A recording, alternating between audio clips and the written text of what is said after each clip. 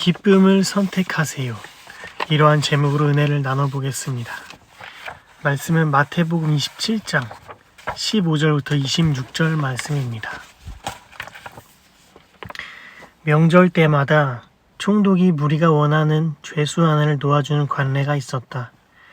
그런데 그때에 바라바라고 하는 소문난 죄수가 있었다. 무리가 모였을 때 빌라도가 그들에게 말하였다. 여러분은 내가 누구를 놓아주길 바라오? 바라바요? 그리스도라고 하는 예수요? 빌라도는 그들이 시기하여 예수를 넘겨주었음을 알았던 것이다. 빌라도가 재판석에 앉아있을 때 그의 아내가 사람을 보내어 말을 전하였다. 당신은 그 옳은 사람에게 아무 관여도 하지 마세요. 지난밤 꿈에 내가 그 사람 때문에 몹시 괴로웠어요. 그러나 대제사장들과 장로들은 무리를 구슬러서 바라바를 놓아달라고 하고 예수를 죽이라고 요청하게 하였다. 총독이 그들에게 물었다. 이 두 사람 가운데서 누구를 놓아주기를 바라오? 그들이 말하였다. 바라바요. 그때 빌라도가 그들에게 말하였다. 그러면 그리스도라고 하는 예수는 나더러 어떻게 하라는 거요? 그들이 모두 말하였다. 그를 십자가에 못 박으시오. 빌라도가 말하였다. 정말 이 사람이 무슨 나쁜 일을 하였소? 사람들이 더욱 큰 소리로 외쳤다. 십자가에 못 박으시오. 빌라도는 자기로서 어찌할 도리가 없다는 것과 또 밀란이 일어나려는 것을 보고 물을 가져다가 무리 앞에서 손을 씻고 말하였다. 난 이 사람이 피에 대하여 책임이 없으니 여러분이 알아서 하시오. 그러자 온 백성이 대답하였다. 그 사람의 피를 우리와 우리 자손에게 돌리시오. 그래서 빌라도는 그들에게 바라바는 놓아주고 예수는 채찍질한 뒤에 십자가에 처형하라고 넘겨주었다. 아멘. 지난주 말씀을 먼저 한번 정리해 보겠습니다. 지난주에 지금 기뻐하세요 라는 제목으로 은혜를 나눴습니다. 지금 기뻐하세요. 그래서 제가 지금 기뻐할 수 없는 이유들에 대해서 이야기하면서 왜 기뻐하지 못하는지, 왜 지금 기뻐할 수 없는지, 그리고 어떻게 하면은 기뻐할 수 있는지 여기에 대해서 제가 나눴었습니다. 그래서 오늘 말씀을 전하기 앞서 잠시 지난주 말씀을 한번 정리해보고 돌아보는 시간을 갖도록 하겠습니다. 지금 기뻐하지 못한 이유는 몇 가지가 있는데 첫 번째로 더 많이 가져야 기쁘다고 생각하기 때문이다. 더 많이 가져야 기쁘다고 생각하기 때문이다. 그래서 우리의 삶을 돌아볼 때 내가 더 많이 가져야 기쁜 것이 아니라 지금도 기쁠 수 있다고, 그리고 실제로 지금 기쁘다고 고백하는 우리가 되어야 합니다. 많이 가져서 기쁜 것이 아니라 지금 내가 갖고 있는 것에 만족하는 것, 그것이 중요합니다. 내가 앞으로 얼마나 더 가져야 되고 벌어야 되고 올라가야 되고 성취해야 되고 이것이 중요한 게 아니라 지금이 기뻐야 됩니다. 내가 지금 충분히 가졌다고 믿고 지금 기뻐야 합니다. 두 번째, 조금 더 높이 올라가야 기쁘다고 생각하기 때문입니다. 더 높이 올라가야. 사실은 더 높이 올라가면 올라갈수록 피곤해져요. 해야 하는 일도 많고 신경 써야 되는 것도 많고. 그런데 더 높이 올라가야 기쁜 것이 아니라 지금 있는 내 위치가 기쁜 것입니다. 올라가야 기쁜 것이 아니라 지금 있는 나의 위치가 충분히 기쁜 것입니다. 그래서 올라가야 기쁘다고 생각하지 말고 지금 기쁘다고 생각하고 그렇게 고백하기를 권면드립니다. 세 번째, 과거의 향수에 젖어 있기 때문에 기뻐할 수 없습니다. 내가 과거에 어떻게 살았었던지, 그리고 내가 그것을 자랑하면서 기뻐하는 것이 아니라 지금 기뻐해야 합니다. 과거는 과거에 내려놓고, 과거는 과거에 내버려두고, 지금 기쁘다고 고백하고, 지금 기쁘다고 생각하고, 이런 저희들 되기를 소망하고 간절히 권면드립니다. 네 번째, 미래 허상에 속고 있기 때문에 지금 기뻐할 수 없다. 미래를 장밋빛 미래처럼 멋있게 그리다 보면은 지금 기뻐하기 어렵습니다. 그런데 우리는 과거를 살아가는 것도 아니고 또 미래를 살아가는 것도 아니고 지금 기뻐야 합니다. 왜? 우리는 지금을 살아가고 있기 때문에. 우리가 과거에 사는 것도 아니고 미래에 사는 것도 아니고 어떤 미래에 꿈꾸는 것에 대해 그 안에서 살아가는 것도 아니고 우리는 지금을 살고 있습니다. 그렇기 때문에 미래의 허상에 속아서 미래에 살면서 지금 없는 것에 대해서 슬퍼하는 것이 아니라 지금 내가 갖고 있는 것, 지금 내가 누리고 있는 것, 지금 내가 살고 있는 것, 지금 이 순간을 기뻐하기를 간절히 권면드립니다. 5번째, 마귀에게 속아서 우울한 감정에 취했기 때문에 기뻐할 수 없습니다. 마귀에게 속아서. 마귀는 항상 우리의 기쁨을 빼앗아 가려고 해요. 우리가 누리는 평안을 빼앗아 가려고 해요. 그리고 내가 지금 충분히 누리고 있고 만족하고 있는 것을 그렇지 않다고 계속해서 거짓말을 심어줘요. 그래서 결국엔 사람은 계속해서 우울한 감정에 취하게 되고 부정적인 생각에 취하게 되게 되면서 기뻐할 수가 없어요. 마귀에게 속아 우울한 감정과 부정적인 생각에 취했기 때문에. 그래서 우리는 이런 것들을 거절하고 지금 기뻐하기를 간절히 권면드립니다. 폭력과 우울이나 슬픔이나 죽음이나 이런 것들은 모두가 마귀가 주는 감정임을 우리가 확실히 알고 지금 하나님께 속해서 지금 당장 기뻐해야 됩니다. 6번째, 실패한 인생이라고 착각하기 때문에 기뻐하지 못합니다. 우리의 삶은 실패하고 성공하고의 차이가 사실 없습니다. 왜? 그것은 세상적인 기준이고 하나님의 눈에서는, 하나님의 기준에서는 실패와 성공이 없습니다. 다 똑같은 인생이에요. 다 똑같이 하나님께서 빌려주신 그 시간을 가지고 우리가 살아가다가 돌아가는 겁니다.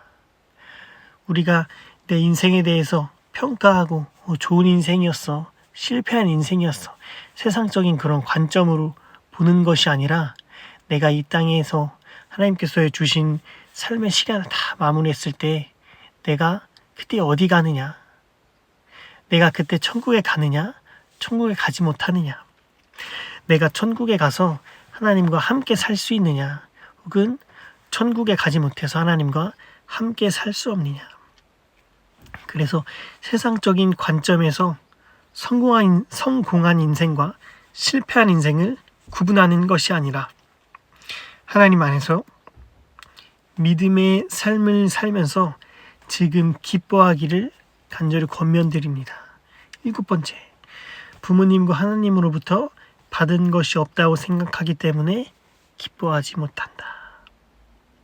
그런데 우리는 모든 것들을 다 받아서 살아간다고 제가 지난 시간에 말씀드렸습니다. 모든 것들을 다 받아서 살아가요. 우리가 숨 쉴 수 있는 몸, 우리가 볼 수 있는 눈, 들을 수 있는 귀, 모든 것들을 다 받아서 살아가요. 그래서 내가 받은 것이 없다고 생각하기 때문에 기뻐하지 못하는 것이 아니라 내가 모든 것을 받았고 모든 것을 받아 누리고 있기 때문에 지금 기뻐하고 있다고 고백해야 합니다. 오늘 말씀을 듣는 모든 여러분들이 지금 기뻐하는 한 주를 보내셨기를, 그리고 시작한 한 주도 기뻐하는 한 주가 또 시작되기를 권면드립니다. 그래서 말씀 가운데 제가 지금 기뻐해야 된다고 지난 말씀 가운데 계속해서 말씀드렸습니다. 지금 기뻐해야 됩니다. 과거가 아니라, 더 많이 가져야 되는 것이 아니라, 높아져야 되는 것이 아니라, 마귀에게 속는 것이 아니라 지금 기뻐해야 된다고. 그래서 이번 한 주간의 저의 삶을 돌아보면은 지금 기뻐해야 된다고 계속해서 스스로에게 기도하고 묵상하면서 스스로에게 각인시키려고 노력했습니다. 지금 기뻐해야 된다. 지금 기뻐해야 된다. 그런데 지금 당장 기뻐하는 게 사실은 쉬운 일이 아니에요. 왜? 내가 지금 기뻐하지 못하게 마귀가 계속해서 방해하기 때문에, 내가 지금 기뻐하지 못하게 내 인생에 만족하지 못하는 것을 계속해서 생각나게 하기 때문에, 눈으로 보이는 거, 귀에 들리는 거, 손에 만져지는 거, 내 인생이 만족스럽지 못하다고 생각하기 때문에 지금 기뻐할 수가 없었던 것입니다. 그러나 우리는 과거의 것들은 다 내어버리고 다 내어 던지고 미래의 것도 우리가 너무 얽매여 있지 않고 지금 기뻐하는 우리들이 되기를 간절히 권면드립니다. 그래서 내가 궁핍해서 이렇게 말하는 것이 아닙니다. 난 어떤 처지에도 스스로 만족하는 법을 배웠습니다. 나는 비천하게 살 줄도 알고 풍족하게 살 줄도 압니다. 배부르거나 굶주리거나 풍족하거나 궁핍하거나 그 어떤 경우에도 적응할 수 있는 비결을 배웠습니다. 나에게 능력 주시는 분 안에서 나는 모든 것을 할 수 있습니다. 아멘. 그래서 지금 기뻐하는 여러분들이 되기를 간절히 권면드립니다. 그럼 오늘 말씀을 한번 나눠보도록 하겠습니다. 오늘 말씀의 제목은 기쁨을 선택하세요예요. 제가 계속해서 기쁨에 대해서 말씀을 전하고 있는데 사실 처음에 기쁨에 대한 말씀을 전할 때 이 시리즈를 오래 할 수 있을까? 이런 생각이 들었어요. 그런데 기쁨은 찾으면 찾을수록 계속 나와요. 계속 우리가 발견할 수 있어요. 한 번, 두 번 끝나는 것이 아니라 계속 발견할 수가 있습니다. 그래서 말씀을 듣는 여러분들도 지난 시간에 들었던 말씀이었지. 여기서 끝나는 것이 아니라 하나님께서 우리에게 주신 이 말씀을, 이 기쁨을 계속해서 발견하면서 우리 안에 기쁨이 흘러 넘치도록 그렇게 되기를 간절히 권면드립니다. 지금 기쁨을 선택하세요. 기쁨을 선택하세요. 지난 시간과 마찬가지로 기쁨을 선택하지 못하는 7가지 이유들에서 한번 나눠보도록 하겠습니다. 첫 번째, 사람들에게 휘둘려서 기쁨을 선택하지 못합니다. 사람들에게 휘둘려서 기쁨을 선택하지 못합니다. 예수님의 제자인 우리들은 넓은 길이 아니라 좁은 길을 가야 됩니다. 그런데 좁은 길로 들어서는 순간에 사람들은 계속해서 수근거릴 거예요. 저 사람 좁은 길로 가네. 저 사람 저렇게 사네. 수근거릴 거예요. 예를 들어서 주일 성수 같은 것이 있겠죠. 저 사람 주일 정말 저렇게 100% 주일을 지키면서 사네.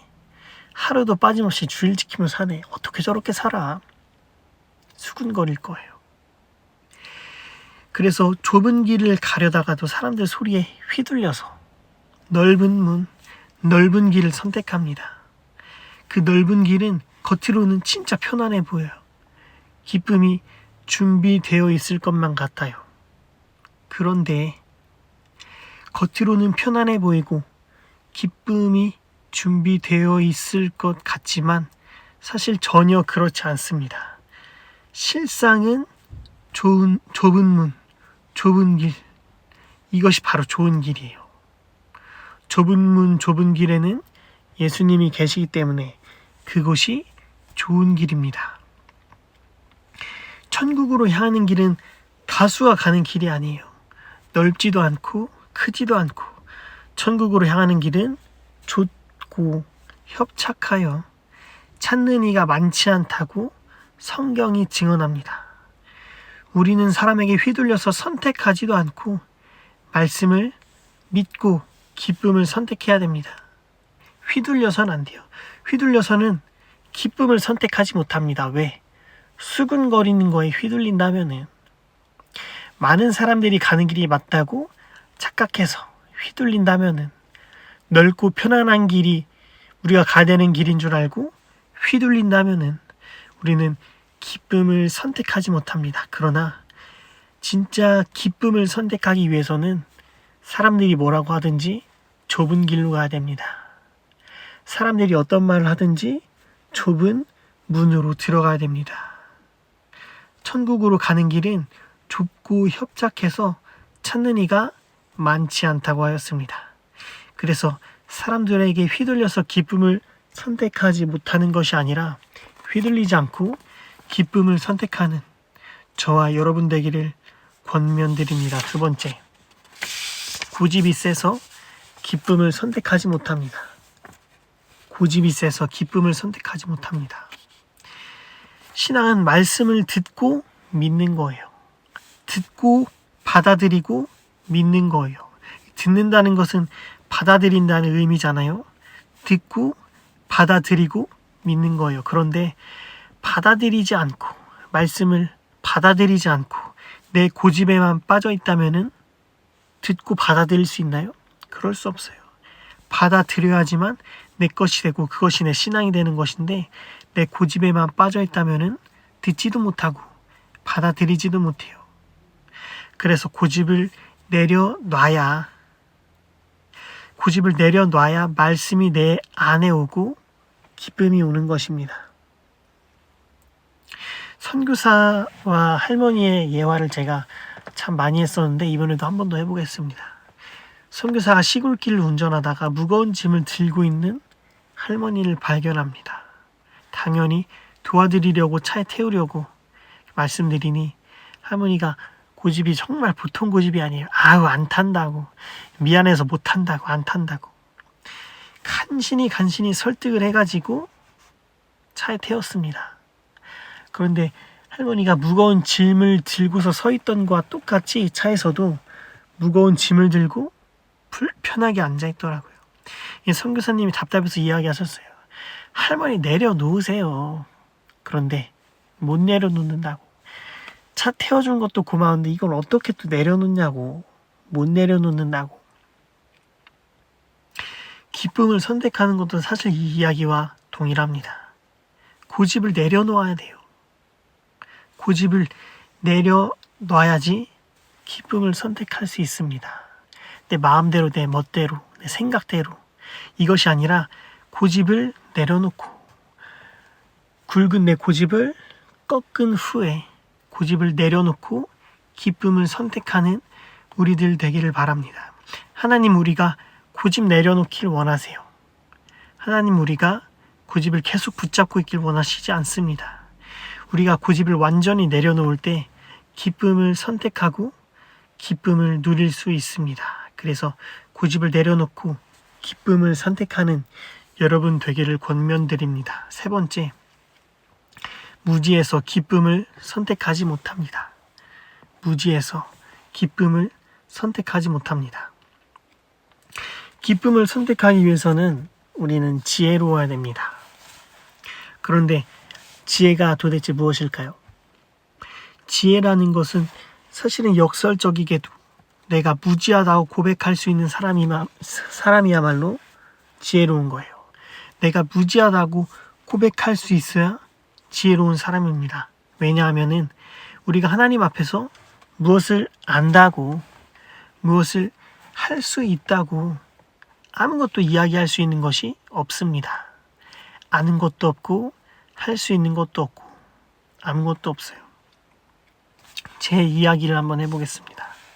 제가 녹내장으로 한 대학병원에서 오랫동안 치료를 받고 있을 때 저는 제 질병에 대해서 매우 잘 알고 있고 정말 철저하게 정말 1분 단위로 잘 관리하고 있다고 생각했어요. 나름 정말 잘 관리하고 있다고 생각했습니다. 아니, 나름을 넘어서 그냥 스스로 정말 철저하게 관리하고 있다고, 잘 알고 있다고 생각하고 있었어요. 그런데 주변에서 추천을 받아서 다른 병원에 진료를 한번 받게 되었는데 실상은 전혀 그렇지 못했습니다. 제가 전혀 관리를 잘 하고 있지도 못했고 전혀 잘 알고 있지도 못했습니다. 제가 만약에 그때 진료를 받지 못했다면 지금의 저는 큰일 날 수 있었습니다. 불과 정말 몇 년도 아니라 얼마 전의 이야기죠. 정말 큰일 날 수도 있었어요. 제가 잘 관리하고 있고 잘 알고 있었다고 생각했는데 그렇게 하고 있는 것이 단 한 가지도 없었습니다. 저는 그때 깨달았어요. 내가 아는 것은 정말 아무것도 없구나. 내가 무엇인가 안다고, 내가 무엇인가 할 수 있다고 하는 것이 전혀 없구나. 내가 공부했던 전공이라도, 내가 잘 아는 분야라도 나는 한 치 앞도 내다볼 수 없는 정말 처절하게 무능한 사람이구나 깨달았습니다. 그때 하나님께서 저에게 주신 마음은 하나님께서 무지한 나를 위해서 관리할 지혜를 공급해 주실 것이라고 말씀하셨습니다. 무지하기 때문에 하나님께서 나를 관리해 주시겠다고. 지혜로운 사람은 도리어 무지한 자가 되어 있고, 반대로 무지하기 때문에 하나님의 지혜를 구하는 사람은 도리어 지혜로운 사람으로 쓰신다고 확실하게 깨닫게 되었습니다. 오늘 우리의 기쁨 또한 사실 마찬가지입니다.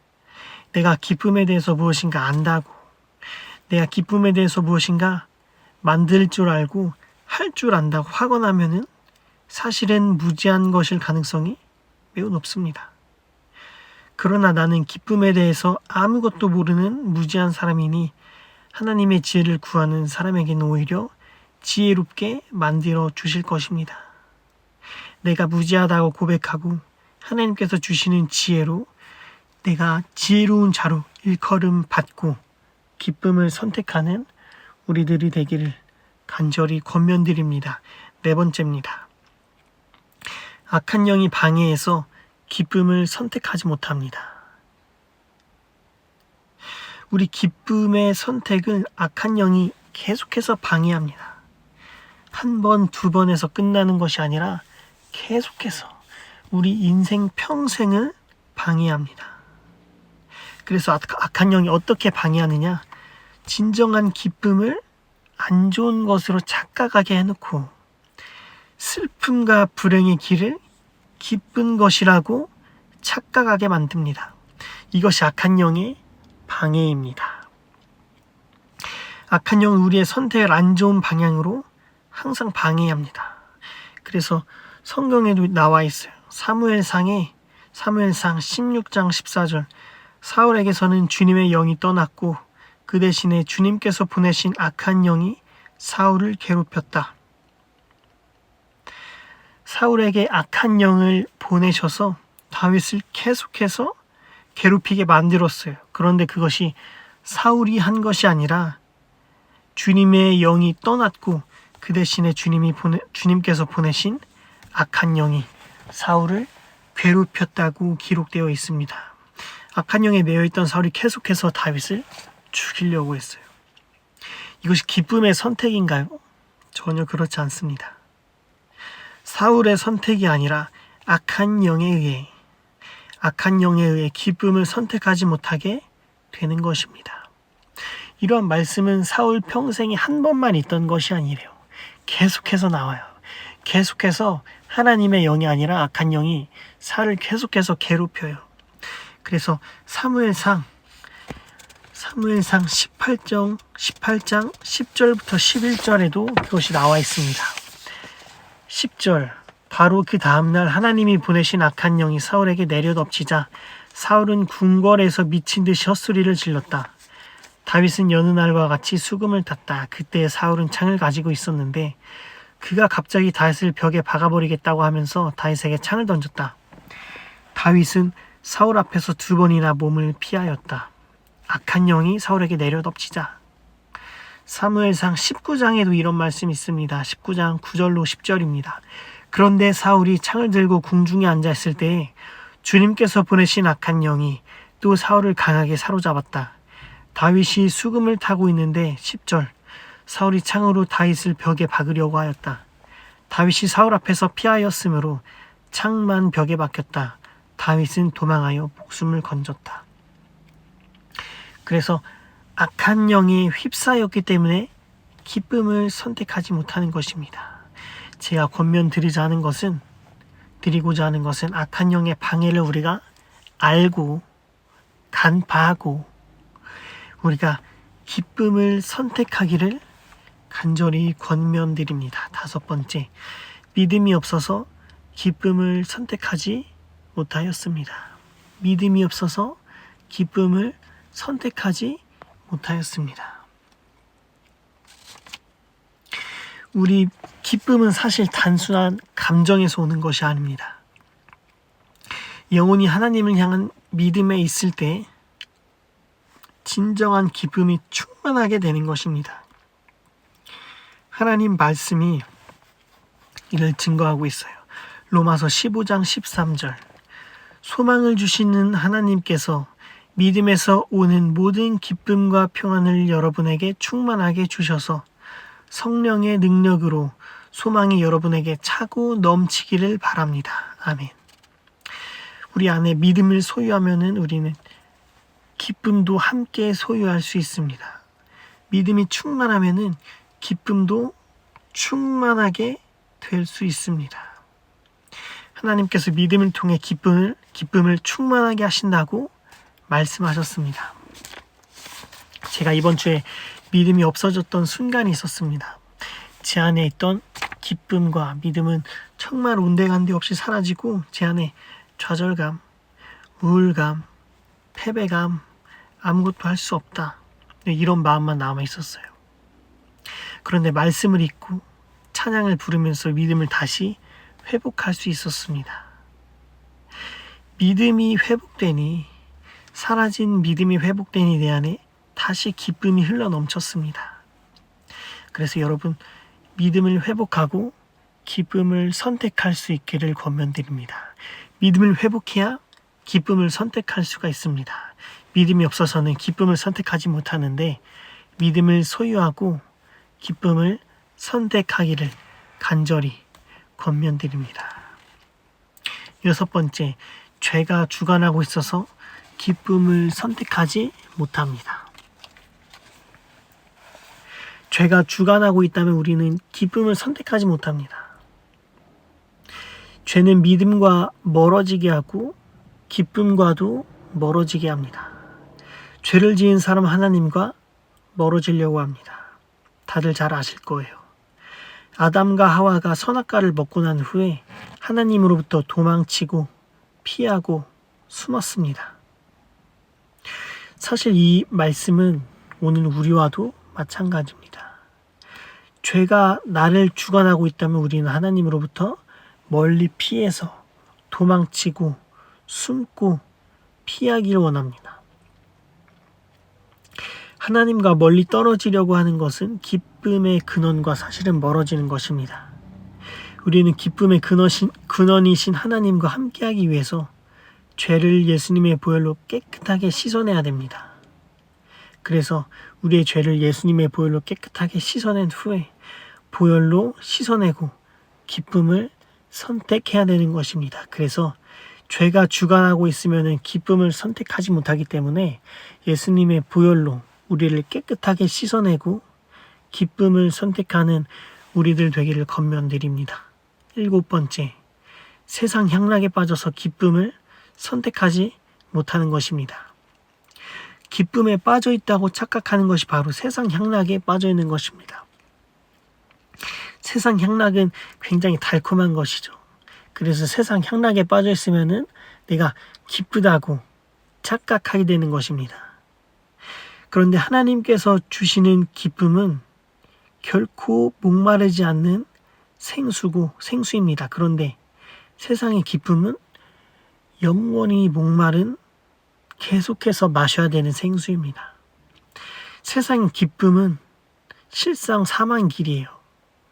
세상의 기쁨이 실상 좋은 길인 것처럼 보일지라도 세상의 기쁨은 실상은 사망의 길입니다.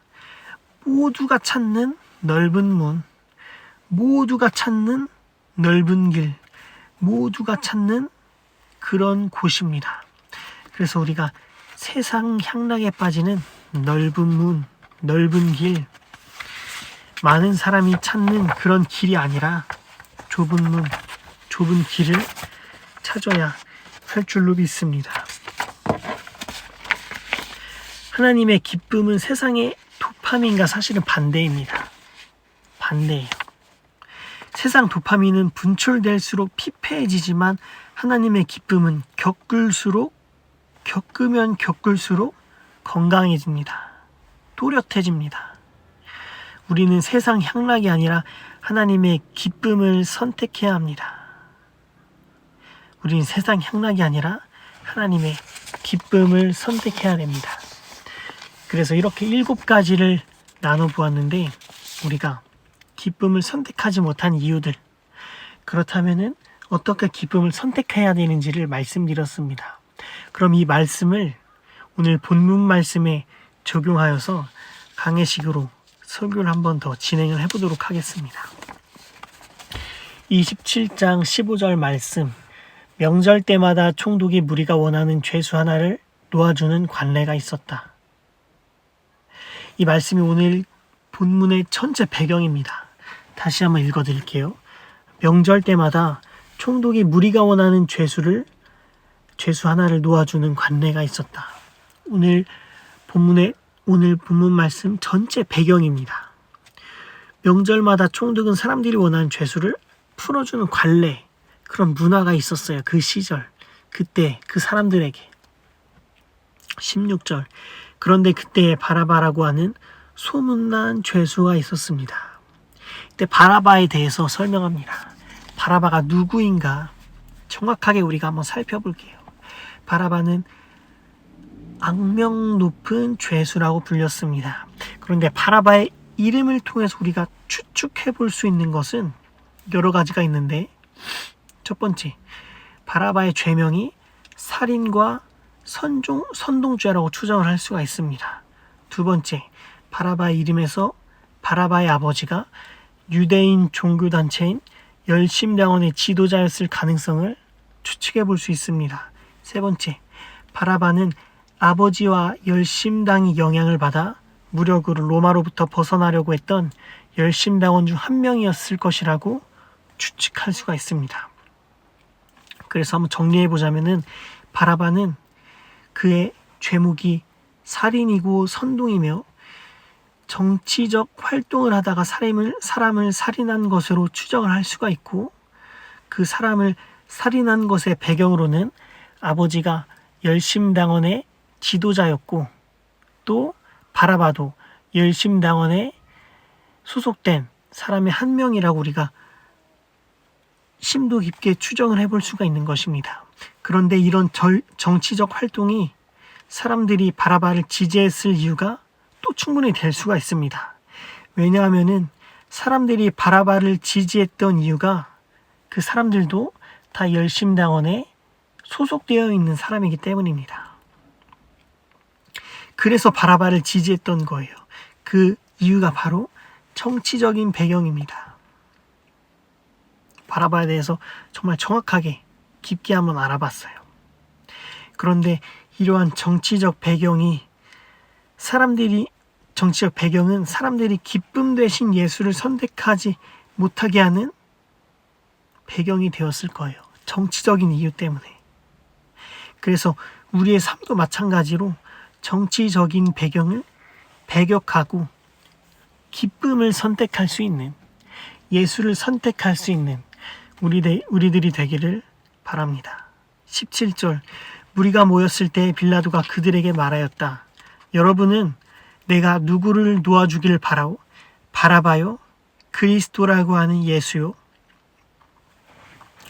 무리는 바라바를 지지하는 무리, 열심당원이라고 제가 말씀드렸습니다. 열심당원이요.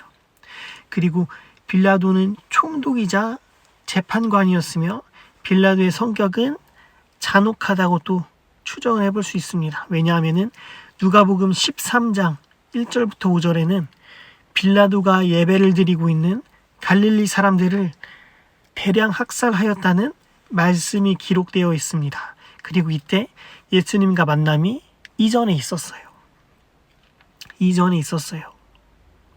사람들을 대량 학살했던 빌라도의 입에서 누구를 놓아주기를 바라냐고, 누구를 살려주기를 바라냐고 말하는 빌라도를 보고 예수님은 무슨 생각을 하셨겠습니까? 여러분들에게도 한번 질문해 보겠습니다. 예수냐 바라바냐? 바라바냐 예수냐? 우리는 이러한 질문에서 기쁨이신 예수님을 선택해야 합니다. 우리는 기쁨이신 예수님을 선택해야 합니다. 그래서 17절 말씀에 누구를 놓아주길 바라냐는 그 총독 빌라도의 말에 예수님은 엄청나게 많은 생각에 잠기셨을 것 같아요. 왜? 그가 겉으로는 정의로운 판사처럼 보일지라도, 정의로운 재판관처럼 보일지라도 빌라도가 이미 사람들을 대량 학살했다는 것을 알고 있었기 때문에, 또 대량 학살했던 그 사람들이 누구냐면은 예배드리는 갈릴리 사람들을 대량 학살한 사람이라는 것을 알고 있었기 때문에 결코 좋은 생각이 드시진 않으셨을 것입니다. 왜냐하면 그때 예수님께서 빌라도에게 회개하지 않으면 망한다고 누가복음에 기록되어 있기 때문입니다.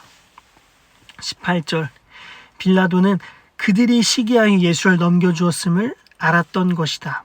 그들의 시기가 무엇이죠? 열심당원들과 유대인들의 시기는 예수님의 영향력이었던 거예요. 그런데 빌라도는 이것을 다 알고 있었어요. 모르는 것이 아니라 다 알고 있었습니다. 19절, 빌라도가 재판석에 앉아있을 때 그의 아내가 사람을 보내어 말을 전하였다. 당신이 그 옳은 사람에게 아무 관여도 하지 마세요. 지난밤 꿈에 내가 그 사람 때문에 몹시 괴로웠어요. 하나님께서는 옳은 선택을 하도록, 또 기쁨의 선택을 하도록 도울 수 있는 주변인들을 항상 붙여주세요. 누구에게나 붙여주세요. 작게나마 그런 선택을 할 수 있도록 사람을 붙여주셔서 도와주세요. 누구라도 그런 기회를 분명하고 반드시 허락하십니다. 빌라도뿐만 아니라 이것은 우리 모두가 겪을 수 있는 영적인 미묘한 체험이에요.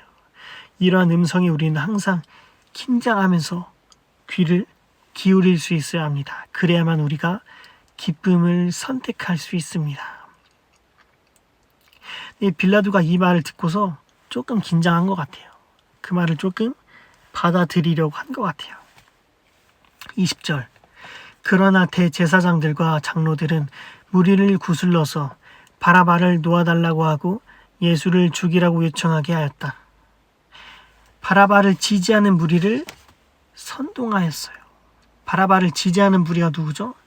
열심당원에 소속되어 있는 사람들. 또 바라바도 열심당원의 배경이 있습니다. 바라바의 아버지로부터, 그리고 바라바의 인생이. 열심당원들이 바라바를 지지하였을 것이고, 그 지지자들은 대제사장들과 장로들이 선동하여서 예수님을 죽이도록 만든 것입니다.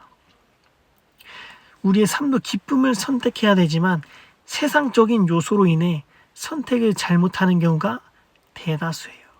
기쁨을 선택하기 위해서는 사실 사람들에게 휘둘려서는 안 돼요. 어떠한 정치적인 배경이 됐건, 내가 어디에 소속되어 있건, 그런 것에 휘둘리는 것이 아니라, 많은 사람들이 이야기를 하건 그런 것에 휘둘리는 것이 아니라 우리는 기쁨을 선택해야 합니다. 휘둘려서는 우리가 기쁨을 선택할 수 없는데, 그런 것에 휘둘리지 않고 기쁨을 선택해야 합니다. 21절, 총독이 그들에게 물었다. 이 두 사람 가운데서 누구를 놓아주길 바라오? 그들이 말하였다. 바라바요. 둘 중 한 명을 놓아준다는 것이 그 시대의 전례이자 문화였습니다. 그런데 우리가 살아가는 세상의 틀, 여기에 대해서 한번 생각해 보겠습니다. 우리가 살아간 세상의 틀, 또 세상의 문화, 우리의 신앙에 항상 긍정적인 요소가 되나요? 그렇지 않습니다. 신앙의 부정적인 요소가 될 가능성에 대해서 우리는 항상 긴장하면서 생각해야 됩니다. 그리고 세상의 문화뿐만이 아니라 안타깝게도 그리스도의 몸된 교회 안에 들어온 종교적인 문화에 대해서도 우리가 인지하고 생각해 볼 수 있어야 됩니다. 예를 들면은 직분을 받기 위해서, 혹은 교회 안에서 직분을 줄 때 일정의 헌금을 하는 문화, 종교적인, 문화적인, 부정적인 요소입니다. 우리가 이런 것들에 휘둘리지 않고 기쁨을 선택하는 신앙생활을 할 수 있도록 항상 긴장해야 합니다. 22절, 그때 빌라도가 그들에게 말하였다. 그러면 그리스도라고 하는 예수는 나더러 어떻게 하라는 거요? 그들이 모두 말하였다. 그를 십자가에 못 박으시오. 그리스도라 하는 예수가 아니라 그분은 그리스도이십니다. 그리스도라 하는 예수가 아니라 그분은 그리스도이신 예수님입니다. 우리 이 구절에서 빌라도의 잘못된 고백을 발견할 수가 있어요. 잘못된 고백. 우리의 기쁨의 선택은 잘못된 고백이 아니라 올바른 고백으로 나오는 것입니다. 우리의 기쁨은 올바른 고백으로 나오는 거예요. 믿음의 선포, 믿음의 기도, 십자가 사역의 믿음을 고백하는 올바른 고백이어야 우리는 진정 기쁨을 선택할 수 있는 것입니다. 그래서 잘못된 고백이 아니라 올바른 고백으로 기쁨을 선택하는 저와 여러분들에게를 권면드립니다. 23절 빌라도가 말하였다. 정말 이 사람이 무슨 나쁜 일을 하였소? 사람들이 더욱 큰 소리로 외쳤다. 십자가에 못 박으시오. 23절 말씀은 빌라도 예수를 풀어주려는 의도로 비춰질 수도 있어요. 그런데 빌라도는 진정으로 예수님을 풀어주려고 시도하지 않았습니다. 그렇게 비춰질 수도 있지만 시도하지 않았습니다. 24절에서 제가 설명드리겠습니다. 24절 빌라도는 자기로서는 어찌할 도리가 없다는 것과 또 밀란이 일어나려는 것을 보고 물을 가져다가 무리 앞에서 손을 씻고 말하였다. 난 이 사람의 피에 대하여 책임이 없으니 여러분이 알아서 하시오. 왜냐하면 빌라도는 누가복음에 기록된 대로 갈릴리 예배자들을 대량으로 학살했던 배경이 있습니다. 대량으로 학살했어요. 예배자들을. 사람들을 대량으로 학살했던 빌라도가 겨우 밀란에 굴복할 만큼 살기가 없지 않았을 거예요. 사람을 죽인 사람은 분명히 살기가 있어요. 그런데 겨우 밀란에 굴복할 만큼 살기가 없지 않았을 것입니다. 싸웠겠죠. 빌라도는 총독의 자리를 지키고자 그리고 예수님에 대한 무관심을 빌라도는 총독에 대한 자리를 지키고자 하였고 예수님에 대한 무관심을 보여주는 또 그런 증거가 됩니다. 예수님에 대한 무관심, 기쁨의 선택에 대한 무관심인 거예요. 사람들에게 휘둘리고 자신의 자리에 휘둘렸기 때문에 기쁨을 선택하지 못한 것입니다. 25절 그러자 온 백성이 대답하였다. 그 사람의 피를 우리와 우리 자손에게 돌리시오. 이번에도 또 찾아볼 수가 있어요. 백성들은 잘못된 고백으로 기쁨을 선택하지 못했습니다. 기쁨을 선택하는 사람은 잘못된 고백이 아닌 올바른 고백으로 살아갑니다. 그 말이 얼마나 무서운 말인지 안다면은, 그 말이 얼마나 저주스러운 말인지 안다면은 잘못된 고백을 절대 하지 않았을 텐데 잘못된 고백을 하였습니다. 그러나 잘못된 고백이 아니라 올바른 고백을 하고 기쁨을 선택하는 우리들이 되어야 됩니다. 26절 그래서 빌라도는 그들에게 바라바는 놓아주고 예수는 채찍질한 뒤에 십자가에 처형하라고 넘겨주었다. 그리고 결국 빌라도는 사람들에게 휘둘려서 기쁨을 선택하지 못했습니다. 기쁨이신 예수님을 선택하지 못하였습니다. 한 번의 재판이 죽음 이후의 삶까지 절대로 씻어낼 수 없는 악명이 떨치는 이름으로 바뀌게 된 것입니다. 결론을 한번 내보겠습니다. 그래서 우리가 기쁨을 선택하라고 제가 오늘 계속해서 말씀을 드렸습니다. 기쁨을 선택하세요. 어떻게? 좁은 문, 좁은 길, 사람들이 피하는 그 길로 가서 우리가 기쁨을 선택해야 됩니다. 천국으로 향하는 길과 그 문은 좁고 협착하여서 사람들이 잘 찾지 않는다고 하였지만 우리는 그 말씀을 기억해야 돼요. 넓은 길, 넓은 문, 많은 사람들이 다니는 곳에는 천국으로 가는 길이 아니라 좁은 문, 좁은 길, 사람들이 피하는 그 길이 천국의 길입니다. 그 길이 예수님을 따르는 길입니다. 우리는 그 길로 가서 기쁨을 선택해야 됩니다. 두 번째, 스스로 무지하다고 인정하고 지혜롭게 해주시는 하나님의 기쁨을 선택해야 됩니다. 빌라도가 스스로 얼마나 지혜롭다고 생각하고 얼마나 많이 알고 있다 생각하고 얼마나 할 수 있는 게 많다고 했겠습니까? 그런데 우리가 살면서 나는 많이 한다고, 나는 똑똑하다고, 나는 뭐든 다 할 수 있다고, 이것이 아니라 나는 아무것도 할 수 없다고, 난 아무것도 모른다고, 나의 무지함을 하나님께 솔직하게 고백할 때 하나님께서 그 부족함을 보시고 지혜롭게 만들어 주실 것입니다. 그래서 스스로 무지하다고 인정하고 지혜롭게 해주시는 하나님의 기쁨을 선택하기를 권면드립니다. 세 번째, 고집을 내려놓고 순종으로 기쁨을 선택해야 됩니다. 고집을 내려놓고.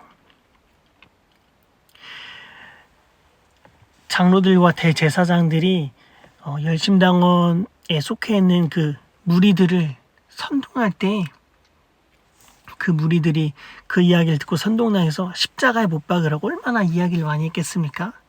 그런데 그 선동당한 그 사람들도 고집을 내려놨어야 돼요. 고집을 내려놨어야 돼요. 고집을 꺾어놓고 그리스도이신 예수님을 바라볼 수 있어야 돼요. 왜? 그들이 예수님의 능력을 시기하였기 때문에, 그들의 예수님의 영향력을 시기하였기 때문에 예수님이 그리스도라는 사실을 충분히 인지하고 받아들일 수 있었어요. 그런데 유대인으로서의 고집, 히브리인으로서의 그 고집을 내려놓지 못했기 때문에 저주를 받게 되었습니다. 그러나 우리는 고집을 내려놓고 순종으로 기쁨을 선택하는 우리들이 되기를 간절히 권면드립니다. 네 번째, 악한 영이 아니라 하나님의 영을 받아 기쁨을 선택해야 됩니다. 말씀을 쭉 돌아보면서 그런 생각이 들었어요. 저기에 있는 모든 사람들이 사실은 스스로의 의지나 생각이나 마음이나 감정이 아니라 악한 영에 의해서 조종당한 것이구나.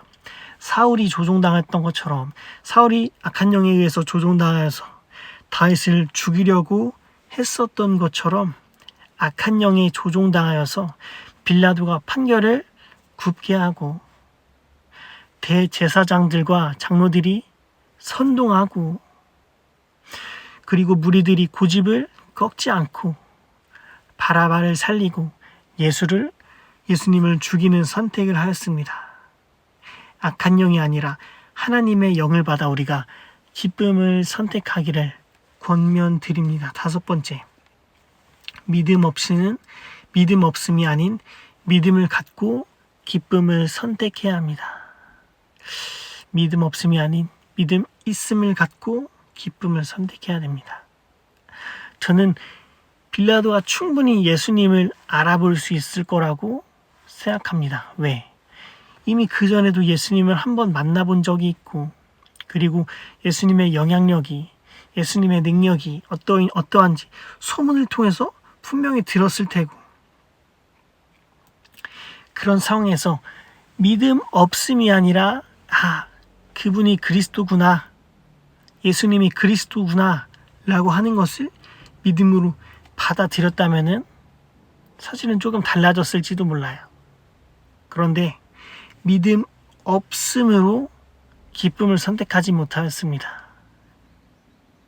과정이 어떠했건 예수님 우리의 모든 죄를 대속하시기 위해서 십자가에 못 박히셨을 거라고 저는 생각합니다. 그런데 빌라도의 입장만 놓고 봤을 때 믿음 없음으로 기쁨을 선택하지 못하였어요. 그러나 우리는 믿음을 가지고 항상 기쁨을 선택하는 우리들이 되기를 간절히 권면드립니다. 여섯 번째, 죄가 아닌 예수님의 보혈이 나를 주관해서 기쁨을 선택해야 됩니다. 우리가 죄가 아니라 예수님의 보혈이 나를 주관하게 하게끔 기쁨을 선택해야 됩니다. 그리고 마지막 일곱 번째, 세상 향락이 아닌 말씀을 기준으로 기쁨을 선택해야 합니다. 세상 향락이 그냥 단순히 세상에서 놀고 먹고 즐기고 이것뿐만이 아니라 세상의 소리에 귀를 기울이는 것, 세상의 정치적인 이야기에 귀를 기울이는 것. 왜 그렇게 바라바를 다 살리려고 그 무리들이 그렇게 모여서 소리를 질렀을까요? 밀란을 일으키려고 하였을까요? 다 정치적인 배경이 똑같은 곳에 있었기 때문에 바라바도 열심당원이었고 바라바의 아버지도 열심당원의 지도자로 있었을 것이고 그리고 그 무리들도 다 열심당원에 소속되어 있었기 때문에 그런데 이런 세상의 소리가 아니라 세상에 관련된 것이 아니라 말씀을 기준으로 우리가 기쁨을 선택하기를 권면드립니다. 우리는 세상 것이 아니라 말씀을 기준으로 기쁨을 선택하기를 권면드립니다. 그래서 오늘 말씀을 통해서 여러분들이 삶 가운데 항상 기쁨을 선택하는 여러분 되기를 간절히 권면드립니다.